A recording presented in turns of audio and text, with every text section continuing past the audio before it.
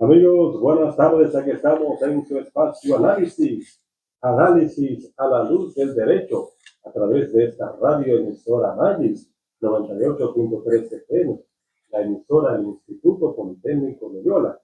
Aquí estamos en esta edición correspondiente ya a este miércoles. Estamos contando a 29 del mes de enero del año 2025, ya casi finalizando este primer mes del año 2025, y aquí estamos, como cada miércoles, para compartir estos temas que sabemos que son de tanto interés para nuestro público, estos temas vinculados al mundo del derecho. Y de inmediato, pues recibimos en el programa a nuestro anfitrión, el doctor Miguel Ruiz Morales, hoy con un invitado muy especial para tocar temas de interés en el Estado. Buenas tardes a todos nuestros radioescuchas a través de la onda de Radio FM, así como también a nuestros seguidores a través de las redes sociales, por la página de Facebook de esta Magis 98.3 FM. El día de hoy contamos con un invitado muy especial, pues se trata del licenciado Emiliano de los Santos, abogado con estudio profesional abierto en el municipio de Jaina, amigo nuestro, compañeros de oficina y compañeros de batalla en los tribunales, quien junto a él estaremos desarrollando el día de hoy en nuestra entrega el tema sobre la ejecución penal. Buenas tardes, licenciado. Muy buenas tardes. Como ya lo había dicho, mi nombre es licenciado Emiliano de los Santos, dándole gracias a Dios por la grata invitación a este hermoso programa y a su vez darle gracias a Dios por permitirnos estar aquí en Maggi FM y nada más que contento de estar con cada uno de ustedes. Bien, nuestra entrega del día de hoy estaremos abordando el tema sobre una figura y sobre un organismo muy interesante dentro de lo que es el proceso penal, pues se trata de la etapa de la ejecución de la pena, donde interviene, hay una figura muy interesante, que es el juez de ejecución de la pena, un sujeto procesal, tercero imparcial, encargado de administrar justicia, pero la función de ese ente tiene una función especial conforme a lo que le ha otorgado la norma, y es el encargado de administrar lo que es la ejecución propiamente de la condena, de lo que ha sido plasmado en primera instancia sobre la pena y la modalidad de cómo ha de ser ejecutada. En ese sentido, tenemos aquí a un especialista en estos procedimientos, lo cual estaremos hablando brevemente sobre lo que es esto y cómo interviene dentro del proceso. Y quisiéramos conocer, Emiliano, qué es la ejecución de la pena y cómo se crea. Bien, mi querido, el juez de la ejecución de la pena, después de que la Suprema Corte de Justicia y el organismo judicial en todo su estamento y el Estado dominicano en sí hacen los análisis de la ley 821 de organización judicial, la ley 164 sobre libertad condicional, también examinando la ley 2591 de la Suprema Corte de Justicia y sus modificaciones, la ley 4201 sobre la Ley General de Salud, la ley 277-04 que crea el Civismo Nacional y la Defensa Pública en fecha 12 de agosto del 2004, la ley 137-11 del Tribunal Constitucional del 15 de junio, la ley 1015 y sus modificaciones. Que modifica el Código Procesal Penal, que es la ley 7602, sí, donde realmente inicia con esta aprobación de la ley en el 2005, pero fue creada la ley 76-02, como lo hemos expresado, en el 2002, y fue implementada en el 2005.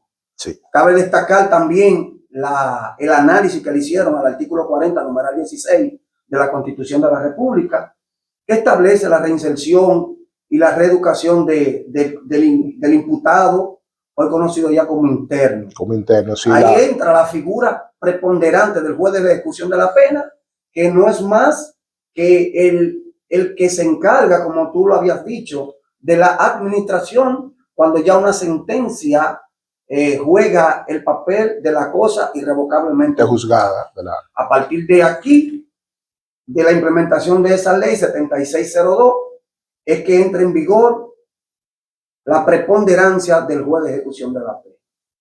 Bien, agregándole algo al marco normativo que rige la función del juez de ejecución de la pena, también tenemos la ley 113-21, que rige el sistema penitenciario, y también otra interesante es la resolución 296-2005, que rige realmente y establece con claridad y actualiza las funciones específicas de esa figura del juez de ejecución de la pena. Hay un punto interesante también, que hay otra resolución, que es la 2087, que modifica en algunos puntos la ley 296, la resolución 296-05.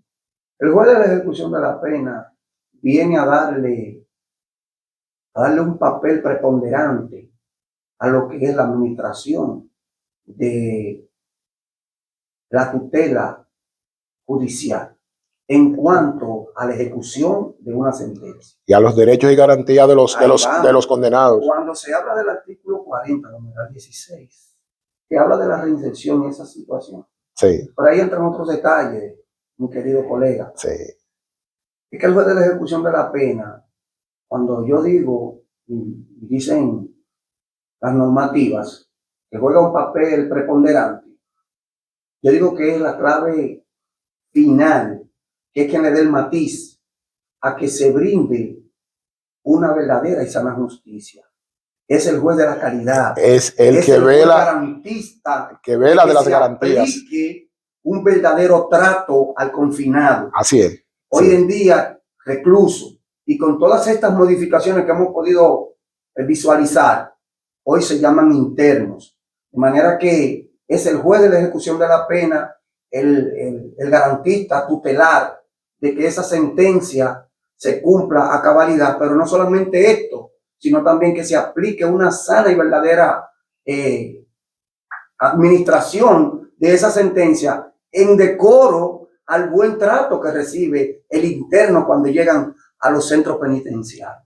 Sí, tomando como punto de partida lo que tú estableces sobre lo que ha establecido el constituyente en su artículo 40.16, o sea, el artículo 40 en el numeral 16 para los estudiantes que nos siguen, el constituyente establece este precepto constitucional. Dice, la pena no puede verse como un castigo, sino como un modo de reinserción del condenado a la sociedad.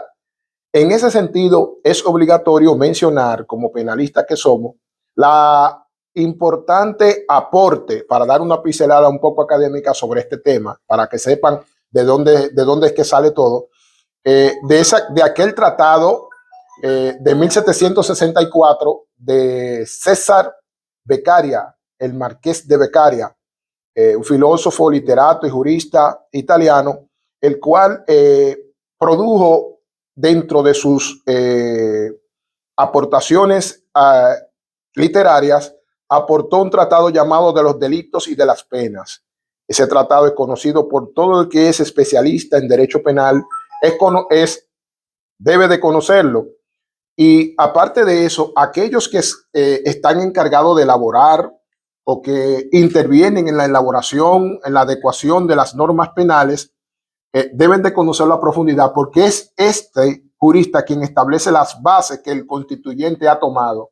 ¿Por qué? Porque él en ese tratado denunció de los maltratos y de las atrocidades que cometían las autoridades europeas en esa época, 1764, con los penados. Y él decía que las cárceles habían gente muriéndose, que era un lugar de finamiento donde la gente iba a morirse, y el Estado tenía eso como un concepto principal, tirar la gente allá que se mueran, a los delincuentes. Él decía que no, que las penas no debía tomarse como algo para que fuera lo último, o sea, la pena como sanción, que fuera lo último que fuera a ver ese ciudadano, sino que ese ciudadano, purgando su pena, debía haber una forma de que él volviera a la sociedad ya cambiado, reinsertado, como un ente productivo. O sea, el delincuente que entró adentro de a purgar una pena, a purgar un castigo, a purgar una sanción, debe de salir de allá para acá como una persona útil para la sociedad y no como un cadáver vivo. Entonces es ahí donde él establece uno de los fundamentos de que la pena, como dice el constituyente, que la pena no puede verse como castigo, sino como una forma, como un modo de que ese condenado vuelva a la sociedad como un ente útil. Entonces, doctor, en esa misma función, ¿cuál es la función específica del juez de ejecución de la pena? Como lo establece la misma ley 76-02, el juez de la ejecución de la pena, en su artículo 436 hasta el 448, empieza a decir todas las funciones del juez de ejecución de la pena. En su artículo 36 empieza a hablar de el velador de los derechos del interno. Aparte de que es el velador de la sentencia definitiva irrevocablemente, también es la persona que da tutela al seguimiento del interno. El juez de la ejecución de la pena es tan importante en la vida del confinado que es quien brinda esa garantía que establece la Constitución de la República. Anteriormente, y tú decías, dando algunas pinceladas de algunos años atrás, y que hasta ayer, antes de surtir esta hermosa ley 76-02, vivíamos nosotros en estado de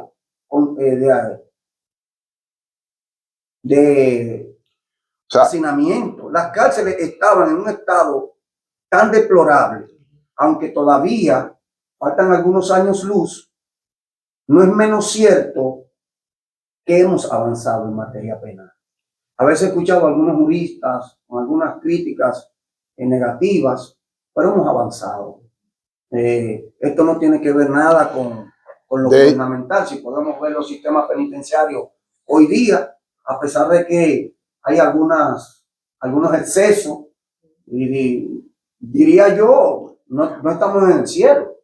Estamos viviendo con seres humanos, con diferentes, a pesar de que hay una norma de formación con el que tiene la obligación de administrar la justicia, llámense la Policía Nacional, el sistema penitenciario, que ahora hay una policía moderna llamada los BPT, los policías penitenciarios especializados en la custodia de los internos.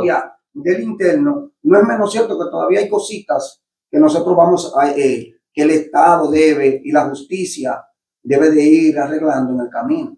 Ya tenemos unos años de la aplicación del nuevo sistema penitenciario, la ley 113. Y entiendo de que ya es manera de que nosotros podamos tener la confianza y la seguridad de que esos administradores y veladores, porque un ser humano que haya delinquido, que haya infringido la ley, vaya a la prisión, a unas cárceles, se sientan con seguridad, que los familiares de esos internos no tengan el temor de saber que sus personas que han sido confinadas están seguras con el sistema penitenciario. Y eso es el rol preponderante del juez de ejecución de la pena, velar por esas condiciones. Es tan así que es el único juez que tiene facultad para visitar las cárceles de nuestro país.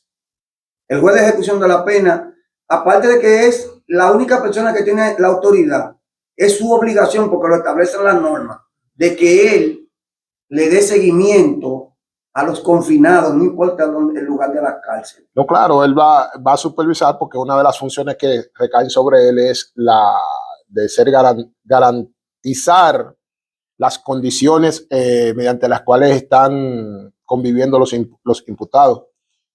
Imputados no, los penados. En ese mismo tenor, un condenado puede solicitarle al juez de la pena una libertad condicional, un medio libre, un traslado, una visita conyugal, etcétera, cualquiera de los beneficios que le asisten a un condenado.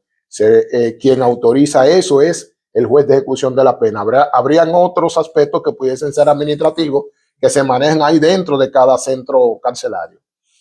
Por ese tenor, sabes que siempre la población con esto de las penas, la modalidad de cumplimiento, siempre como que hay un escarceo social sobre por qué a algunas personas que están condenados ya se les facilita muchas veces un cumplimiento de su pena, puede ser en la cárcel, puede ser con esto el medio libre, puede ser en la semana, con ciertas facilidades. Facilidades. Mira, para serte honesto, Alexander, ese es tema de desarrollarse en otros programas futuros que van a continuar con esto. Pero para dejarle algo, lo que sucede con esto es que dentro de la ejecución de la pena, yo mencioné una lista de algunas facilidades no, la norma le llama beneficios, que le asisten a aquellos condenados que han cumplido con ciertos requisitos. Cada una de estas beneficios, como lo dice la norma, no lo digo yo, lo dice la norma, beneficios, tienen requisitos que esos condenados deben de cumplir. Y ahí es donde se da la diferencia. Son todos condenados, son todos iguales. Y dentro del plano del principio de igualdad existen reglas que todos tienen que cumplir por igual. Pero si el interno el interno o el condenado o el penado tiene la facilidad de mostrar que ha habido en él un progreso, un cambio conductual, y lo ha demostrado. ¿Por qué? Porque los estudios psicológicos, psiquiátricos, de salud, de seguimiento social, así lo han demostrado. ¿Por qué? Por las actitudes de él, su comportamiento mientras ha estado recluido. ¿Qué ha hecho? Pelear, buscar problemas, formar ganga, y continuamente ha recibido traslados obligatorios porque por su conducta. Entonces, no puede tener acceso a lo que sí otros condenados están demostrándole al Estado con su comportamiento. No, yo estoy preso, yo cometí un hecho, me siento arrepentido de eso. ¿Cómo lo demuestro? Con mi cambio de conducta. Fui condenado a 10 años, ya llevo 5 años, llevo 6 años, no he tenido un problema nunca, no he recibido un traslado arbitrario nunca, no me han llevado a ningún sitio de seguridad, como ellos le llaman, a lo que sea. He hecho cursos, no era bachiller, ya yo me gradué de bachiller y estoy esperando un chance para inscribirme, un chance económico para inscribirme a la universidad, aunque sea virtual. Te exhibo un cambio en mí. No es que lo estoy simulando, sino que lo ven. Soy cooperativo, soy cooperador en la cárcel con trabajos físicos. Me sumo a las labores que hay de ahí dentro. Y con eso ya yo estoy demostrando. Pero si en cambio lo que va es a formar gangas, a buscar problemas y a continuar delinquiendo desde la cárcel, por eso es que se ve esa diferencia con esa situación. Entonces, doctor Emiliano de los Santos, ¿qué debe de hacer un interno con problemas de salud? Un interno en la cárcel que presenta problemas de salud, ¿qué debe de hacer él para socorrerse, para buscar cuáles son los pasos que podemos orientarlo en ese sentido? Mira, en nuestro país existen muchos internos con problemas de salud. Es penoso de que todavía no hemos llegado a la luz de poder darle seguimiento al 100% a esas condiciones. Pero yo entiendo que vamos avanzando. Yo no tengo ninguna dirección política ni personal con ninguno de ejecución, ni mucho menos con el Estado en ese sentido, o con la organización oficial. Pero hemos saboreado desde cerca que han avanzado en muchos aspectos las condiciones carcelarias, a pesar de que todavía nos quedan algunos añitos atrás de oscuridad. Yo sé que un día el Estado se interesará en que esto podamos solucionarlo. De manera que un interno, ya las cárceles, gracias a Dios, tienen las vías de salud para asistencia médica ya de manera rigurosa. Pero hablamos del juez de la ejecución de la pena. Los familiares que se vean con problemas de esa naturaleza y no tengan la viabilidad porque ignoran que esa figura existe. El juez de la ejecución de la pena es una figura garantista de los derechos fundamentales del interno. Ese es un rol de él específico.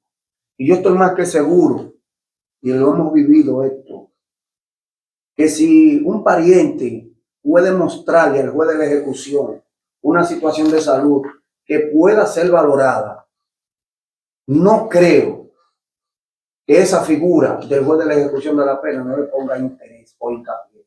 Porque incluso el juez de la ejecución de la pena puede pedir un informe desde su tribunal al administrador de esa cárcel. Y si bien es cierto que exista cualquier eventualidad con ese interno, el juez mediante una resolución, mediante ordenanza, manda que ese interno sea evaluado en un hospital más cercano, si en caso de los penitenciarios, el dispensario no tenga las condiciones para darle seguimiento en ese sentido. Entonces, en esa tesitura, yo le digo a cualquier familiar que aproveche y vaya donde el juez de la ejecución. Si no lo puede ver, ahí está una secretaria que, como abogado, las veces que hemos podido pernotar a esas condiciones, hemos sido atendidos. Y he visto que en muchas jurisdicciones de juez de ejecución no se le ha puesto ninguna traba a un ciudadano para que pueda viabilizar las condiciones que él tenga para que su pariente pueda llegar al lugar que pueda ser atendido de la debida forma. O sea que el interno o condenado por sí mismo, a través de sus familiares, lógicamente, él puede hacer esa gestión. No necesita el intermedio de un abogado para realizar ese trámite. No, mira, hay algo que tú tienes que saber, es que los internos son chequeados diariamente. Los internos son contabilizados diariamente. Hay un control administrativo, a pesar de que no manejo, porque nunca he trabajado en sistema administrativo de penitenciario, pero sí sé, como abogado, y he tenido amigos y parientes que han estado confinados, que son contados a diario, y cada vez que son contados, los mismos penitenciarios, Policía Nacional o quien tenga la custodia, que muchas veces en el interior son el Ejército y otras instituciones, ellos velan porque ese interno se ha llevado a un hospital. Bueno, puede ser un caso aislado, en caso de que, como tú decías anteriormente, hay internos que, humanamente hablando o socialmente hablando, no se ganan. Con esto no quiero decir que se les violen sus derechos fundamentales, pero hay situaciones que se escapan a la mano de cualquier ser humano que no quisiera yo entrar en esos temas porque son bien profundos. De manera que estamos hablando de las normas establecidas que están en las normativas procesales penales de ejecución de la pena. En ese sentido, también podríamos tocar los temas de la administración. Hay una administración más en el sistema penitenciario que estamos dentro de la modernidad, que ellos velan porque ese interno sea evaluado. Si usted entiende como pariente de que ese interno no se le ha dado el trato adecuado, entonces recurre al juez de la ejecución de la pena.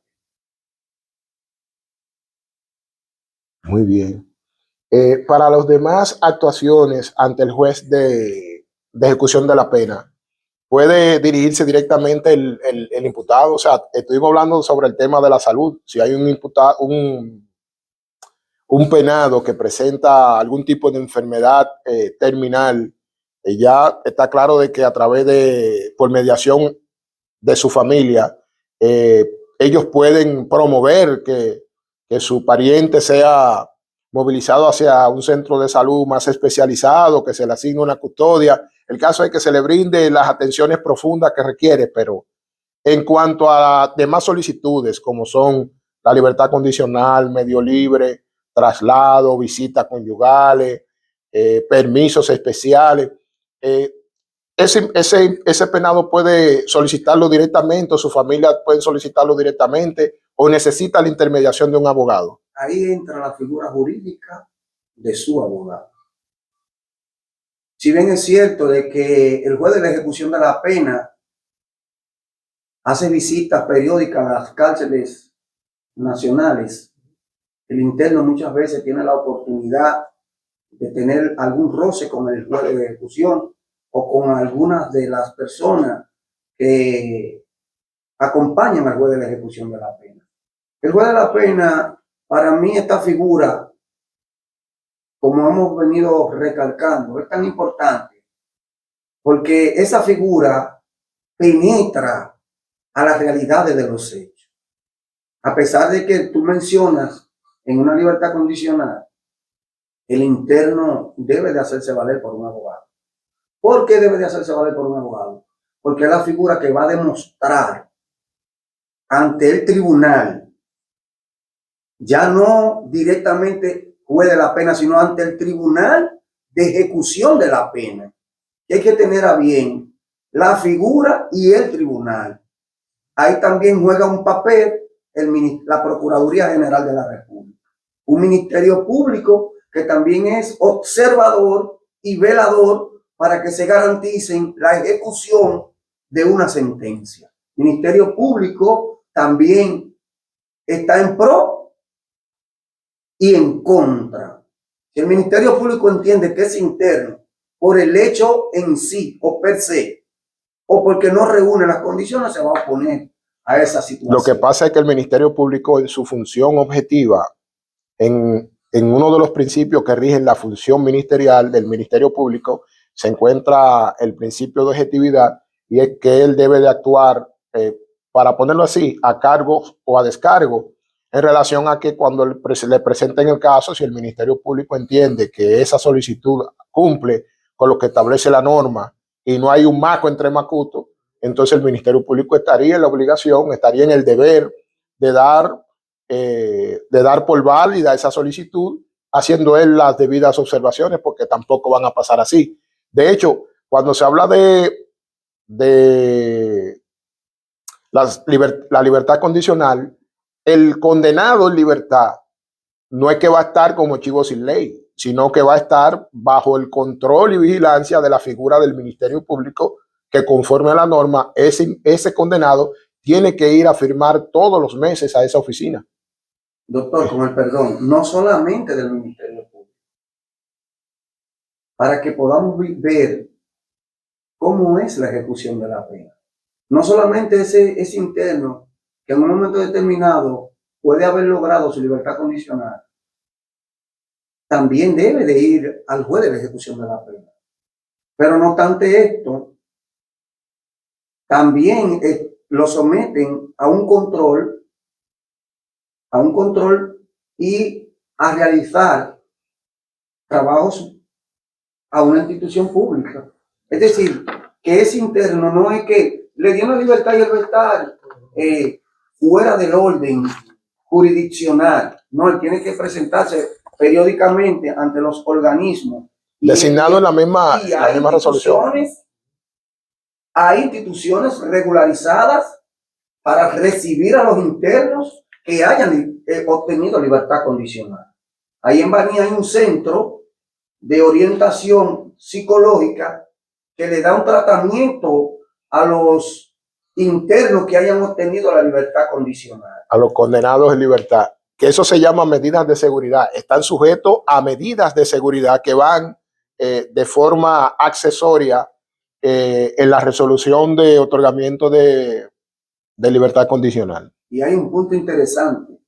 El interno que no se somete a esos controles, ahí entra entonces la revocación de lo que llamamos la libertad de esas concesiones o esos beneficios. O sea, todas esas concesiones que le otorgó el juez de ejecución de la pena es interno, luego de haberlo solicitado, y verificarse de que ciertamente cumple con los requisitos para que le sea otorgado, no viene siendo, ojo, no viene siendo un permiso para que ese condenado en libertad haga lo que quiera.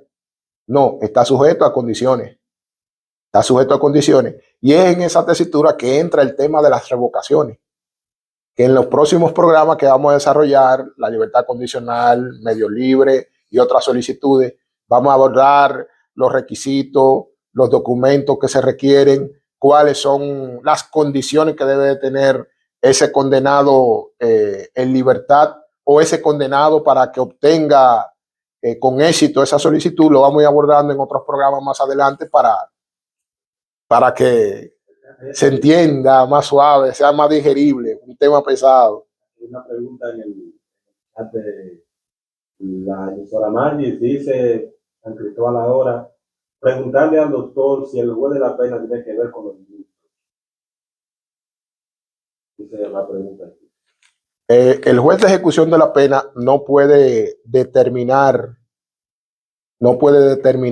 o sea, pasó a él solamente el control de la administración de la pena.